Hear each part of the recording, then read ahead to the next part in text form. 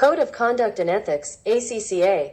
Dr. Norisa Katman. Most companies, especially if they are large, have approached the concept of business ethics by creating a set of internal policies and instructing employees to follow them. These policies can either be boring generalizations, a corporate ethics statement, or can contain specific rules, a corporate ethics code. There is no standard list of content. It will vary between different organizations. Typically, however, it may contain guidelines on issues such as honesty, integrity, and consumer focus. Many organizations appoint ethics officers, also known as compliance officers, to monitor the application of the policies and to be available to discuss ethical dilemmas with employees where needed. Malaysian Code on Corporate Governance, 2021, and Code of Conduct and Ethics.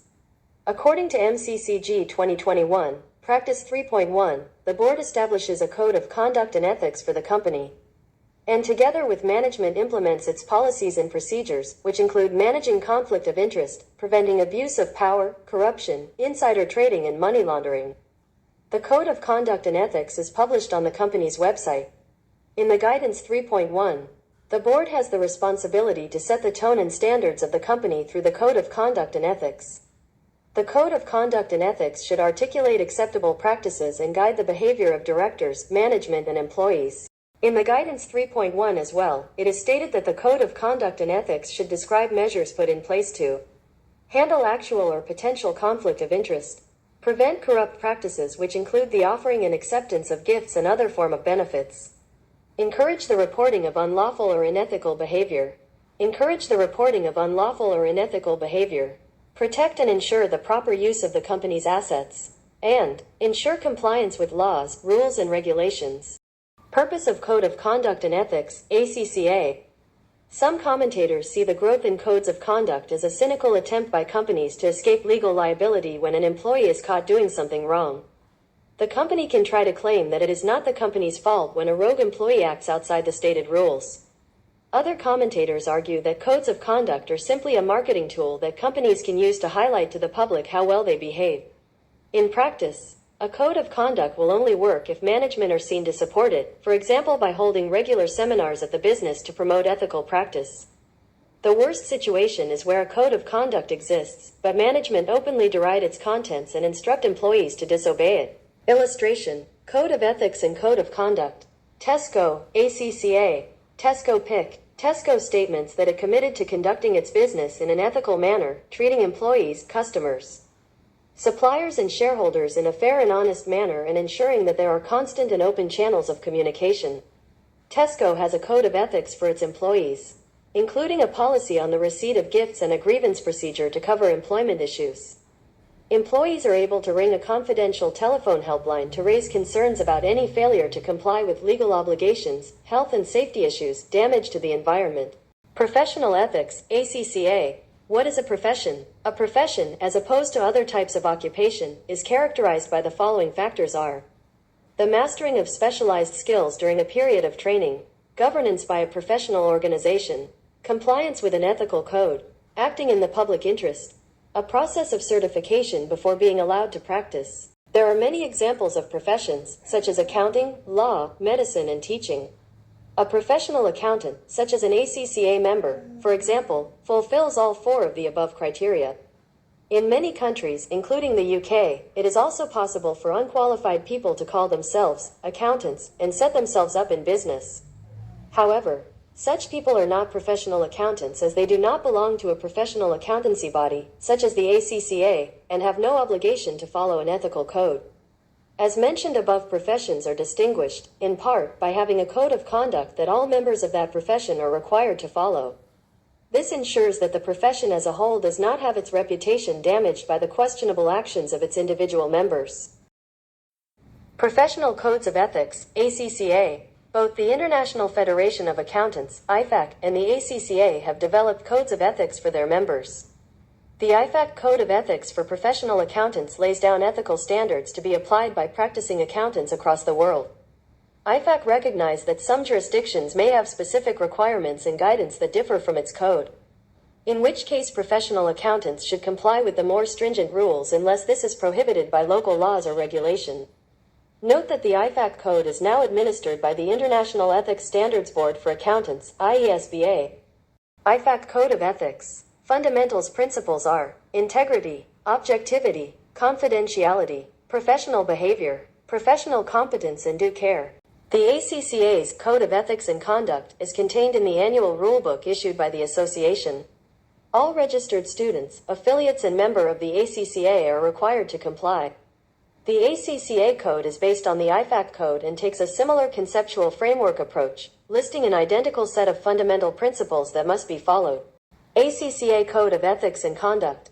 Fundamentals principles are integrity, objectivity, confidentiality, professional behavior, professional competence, and due care. What do the ACCA and IFAC fundamental principles actually mean? Confidentially, information obtained in a business relationship is not to be disclosed to third parties without specific authority being given to do so, unless there is a legal or professional reason to do so. This information should not be used for the personal advantage of the accountant. Objective. Accountants must ensure that their business or professional judgments is not compromised because of bias or conflict of interest. Integrity. This implies fair dealing and truthfulness. Accountants should not be associated with any false, misleading, or recklessly provided statements. Professional competence and due care.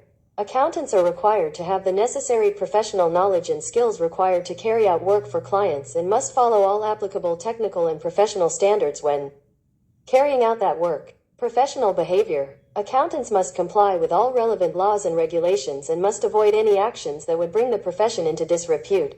The role of the accountant in promoting ethical behavior, ACCA. At many business meetings or on many boards of directors, it is only the professional accountant who belongs to a profession and therefore has a duty to act in the public interest. Public interest refers to the common well-being or general welfare of society.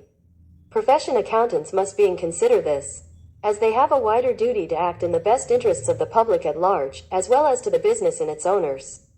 The professional accountant therefore has a special role in promoting ethical behavior throughout the business. Ethical threats and dilemmas, ACCA. Ethical threats. There are several key threats to ethical behavior that accountants should attempt to avoid. These include self-interest threat, self-review threat, advocacy, familiarity threat, intimidation threat. Self-interest threat. This could occur where a financial or other interest influences an accountant's judgment and causes a conflict of interest.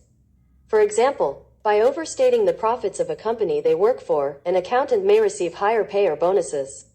Self-review threat. This may occur when an accountant is required to re-evaluate their own previous judgment. For instance, if an accountant was asked to review and justify a business decision they made, it would be difficult for them to remain objective. Advocacy can be a problem if an accountant is promoting a position or opinion to the point where their subsequent objectivity is compromised. This could occur when acting for a client when in litigation or disputes with third parties. Familiarity threat can occur when an accountant becomes sympathetic to the interests of others due to a close personal relationship. This can seriously compromise professional judgment. This could occur if acting for clients over a long period, or when accepting gifts or professional treatment from clients. Intimidation threat occurs when an accountant is deterred from acting objectively by actual or perceived threats. This could be, for example, if an accountant is threatened with dismissal over a disagreement about application of an accounting principle. Safeguards against ethical threats, professional bodies. In response to the ethical outlined above, the ACCA, along with other professional bodies, have put in place several safeguards to try to reduce or eliminate such threats. These includes ethics training for all professional accountants, both as part of their initial training and on an ongoing basis. Creation of corporate governance requirements. Professional or regulatory and disciplinary procedures. Setting of professional standards. Safeguards against ethical threats, business. Organizations can also help to reduce the threat of ethical breaches by their employees by, amongst other things, having an effective internal complaints procedure that enables the reporting of unprofessional and unethical behavior. They can also create a culture that makes it as easy as possible for employees to follow their professional codes and behave ethically. There are 6 values that organizations can apply in order to accomplish this. This can be easily remembered using the acronym HOTTER. Honesty. Employees should be encouraged to be honest at all times, even when this may be seen as detrimental to the organization itself. For example, a salesperson should never overstate the benefits or features of the product they are selling. Openness. This means that the organization should be willing to freely provide information, as needed, to stakeholders. This should make it easier for shareholders, for example, to decide whether to invest in the business or not. Transparency. This is similar to openness in many ways and indicates that a company makes it easy for key stakeholders to review its activities. This can be helped by regular audits and the production of detailed reports on business activities. Trust. Organizations need to be trustworthy in their dealings with others and attempt to work in the best interests of as many stakeholders as possible. This could involve not overcharging customers. Empowerment. This involves giving employees and other stakeholders more ability to make their own decisions. This will improve their self-image and their motivation. Respect. All employees and stakeholders should be treated with dignity by the organizations regardless of their age, gender, ethnicity, religion, or sexuality. If these principles are part of an organization's values, it will foster an ethical culture which will make breaches of the IFAC and ACCA codes for less likely. Dealing with unethical or illegal conduct. If an accountant uncovers unethical or illegal conduct within the organization they work for, there is a series of steps that they should take to deal with the issue. 1. The accountant should first consult with whoever is responsible for governance or ethics within the organization. This may be a compliance office or the board of directors themselves. 2. If the problem remains unresolved, the accountant should take legal advice and/or advice from their professional body, e.g., ACCA. 3. If the situation still cannot be resolved, the accountant should consider reporting to the relevant authorities if there is a legal or professional obligation to do so, and withdrawing from the engagement. Ethical issues are rarely clear-cut in the real world. There may not be only one correct approach to take. In the exam, make sure you read ethics scenarios and the options you are given carefully. Make sure you don't suggest a course of action that would breach the fundamental principles.